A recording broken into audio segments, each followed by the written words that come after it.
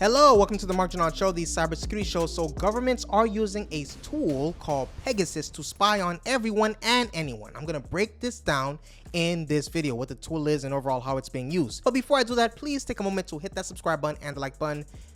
I appreciate you. So governments worldwide have used Pegasus software to conduct surveillance on citizens, often targeting journalists, activists, political components, and human rights defenders. So Pegasus, developed by the Israeli company NSO Group, is marketed as a tool for fighting crime and terrorism, but investigations have shown it is frequently used for broader and sometimes illegitimate political purposes. Pegasus is a spyware tool used by the governments. It can be used by remote and covert installation. So Pegasus can be remotely installed on smartphones running iOS or Android, often through zero-click exploits that require no user interaction. Once installed, it grants the operator full access to the device, including emails, messages, calls, photos, passwords, location data, and even real-time access to the microphone and camera. There's target selection. That's leaked data and investigative reports that reveal that governments have compiled lists of tens of thousands of phone numbers as potential targets. These included business executives, lawyers, opposition politicians, diplomats, and nearly 200 journalists across 50 countries, right? They use, it for political and social control. So in countries like Hungary, Poland, Rwanda, and others, Pegasus has been used to surveil opposition politicians, human rights activists, and journalists, often as part of the broader strategies to suppress dissent and maintain political controls. There's international espionage. So some governments have used Pegasus not only against domestic targets, but also to monitor foreign officials and exile dissidents, as in cases involving Rwanda and Morocco. So there are legal and ethical concerns. While the NSO Group, claims to sell Pegasus only to governments for lawful use against criminals and terrorists, evidence shows widespread abuse for political and personal gain. So in some cases, the spyware was used without legal authorization or oversight, prompting international condemnation and calls for stricter regulation. There are real-world examples of countries using this, right? And I'm going to break that down now. You have Mexico. Government agencies that were involved was the Mexican military, the Sedena, and intelligence units have been the primary users of Pegasus. Contracts were often signed through intermediaries or front companies to obscure the purchases. The Mexicans, basically, they use Pegasus, to spy on a wide range of individuals, like journalists, human rights defenders, investigators, and opposition politicians.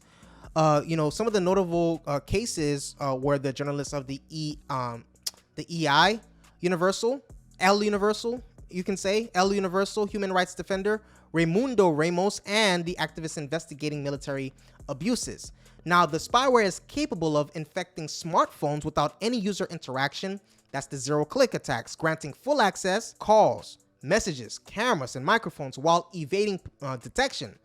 Despite public denials and promises by recent administrations, including President Andrés Manuel López Obrador, to end the use of Pegasus, investigations and forensic analysis have shown that surveillance with Pegasus continued at least 2022 and 2023, targeting new victims, right? So the Mexican officials spent at least $61 million on Pegasus contracts across basically multiple administrations, with evidence suggesting that some payments were disguised or involved corruptions and kickbacks. Poland used it as well.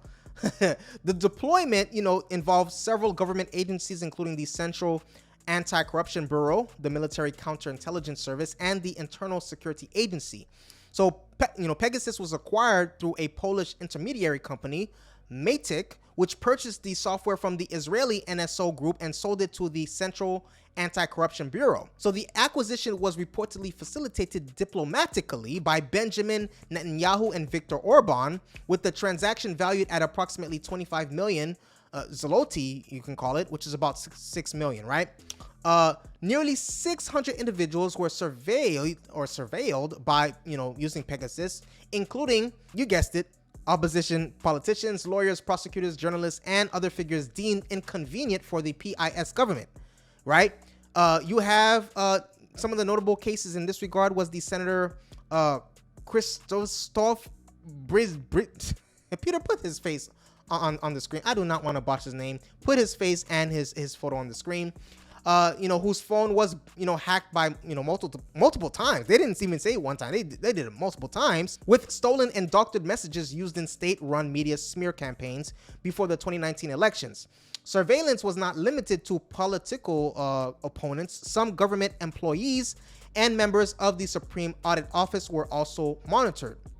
So the use of Pegasus was often justified by PIS officials as targeting criminals or threats to national security, but evidence and testimony suggest many cases were politically motivated or lacked credible legal grounds. So the scale and nature of the surveillance has been described as unprecedented among Western democracies, sparking comparisons to major political scandals. So following the change in government, Polish prosecutors, seized Pegasus systems from the Central Anti-Corruption Bureau and launched investigations into the legality and scope of its use. So the Israeli government revoked Poland's Pegasus license in late 2021 as the scandal came to the light. Saudi Arabia, United Arab Emirates, Bahrain, Morocco, Rwanda, Hungary, India, Kazakhstan, Togo, these countries have been identified as NSO Group clients and have reportedly used Pegasus to target opposition politicians, journalists, activists, and even foreign diplomats. For instance, Saudi Arabia and the UAE have been linked to surveillance of dissidents and journalists, including those abroad. Kazakhstan, the forensic investigations by Amnesty International and media partners confirmed that at least 4 Kazakh civil society activists had their mobile devices infected with Pegasus software in June 2021. The infections were part of a broader pattern. Nearly 2,000 phone numbers were linked to Kazakhstan's, basically appeared in a leaked list of potential Pegasus targets, including journalists, activists, and high-level officials such as President and the Prime Minister. While the Kazakh government has denied these claims, calling them intriguing information without any evidence, independent analysis and reporting point to Pegasus being used to monitor both activists and members of the elite, right? The Citizen Lab identified at least one Pegasus operator, codenamed the Tulpar, with a focus on Kazakhstan, and another operator, right, that targeted Kazakhstan and neighboring countries. Okay, so that is what I have for you today. Please take a moment right now to hit that subscribe button and the like button. If you appreciate this video and you want more videos like this, please let me know that by hitting that subscribe button and the like button right now. Also hit that notification bell so you are alerted when I upload new videos. I appreciate your viewership. Stay safe and see you on the next video.